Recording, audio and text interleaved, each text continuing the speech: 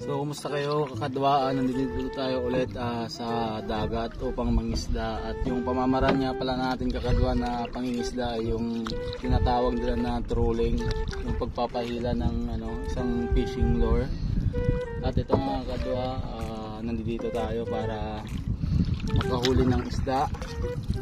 At ito nga, nakahuli tayo ng isda, isang talakitok at saka isang needlefish, yung layalay sa Tagalog. At ipapakita ko po sa inyo yung ating nahuli. Ayan. So bali ito yung nahuli po natin na needlefish. Ayan. Ayan po yung ating nahuli. At ito naman po yung yung talakitok. Ayan po yung ating nahuling talakitok. Ayan. Ayan po. So yun nga kadwaan, dito pa rin kami sa laot. Para pagpatuloy lang yung ginagawa namin pagtutrolling fish, yung paghihila ng isang fishing lure. At ang gamit nga namin ay isang floating lure na isang piraso lang. So yun, nakakuha tayo ng dalawa at sana makahuli pa tayo hanggang mamaya. Sasamantalayin na natin habang hindi pa mahangin. So mamaya ipapakita ko po sa inyo yung panghuli natin. At babalitaan ko ulit kayo kapag may nahuli tayo kakadwa. So bali wala na nga po tayong nakukuha at wala pang dumadawi hanggang ngayon at simula kanina. At uwi na nga tayo kakadwa. Pero habang umuwi tayo kakadwa, yung ating panghuli ay nandiyan pa rin. Inihila pa rin natin kakadwa. Baka sakaling makachamba pa, makahuli ng isang malaking isda. So yun nga kadwa, unti-unti natin papagilid para makauwi tayo. At mamaya kadwa, ipapakita ko po sa inyo yung nahuli natin tsaka yung panghuli natin. At yun nga kadwa, balikan po kayo mamaya pag nasa bahay na tayo. So yun nga mga kakadwa, bali nandito na tayo sa ating bahay at nakarating na tayo mula sa laot. At ito nga kakadwa, ipapakita ko po sa inyo yung yung nahuli nating dalawang piraso. Ang nahuli po nating isda kakadwa ay isang needlefish o kaya layalay at saka isang talakitok. So bago ko po ipakita yung aking nahuli na dalawa, at the same time pala kaninang madaling araw, nag-ilaw din kami ng yung dariway, yung maliliit na crabs. Ipapakita ko rin sa inyo.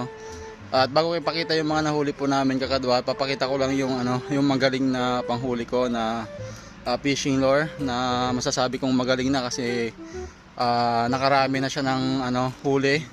At ito nga kawawang kawawa na po yung ating fishing lure.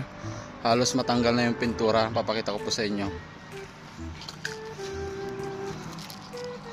So ito po yung ating panghuli na fishing lure at kung papansinin niyo po kakadwa ay talagang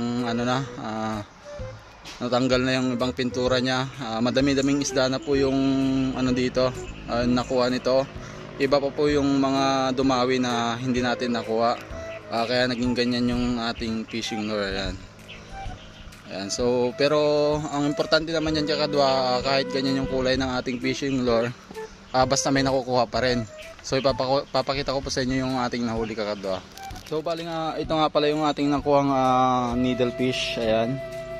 So tinimbang po natin siya kakadwa, nasa yan 1 kilo and 8 grams, 800 grams. Ayan po ang timbang ng ating needlefish.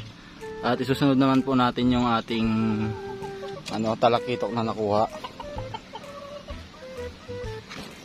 So bali ito po yung talakitok na nakuha natin, ikikilo din po natin.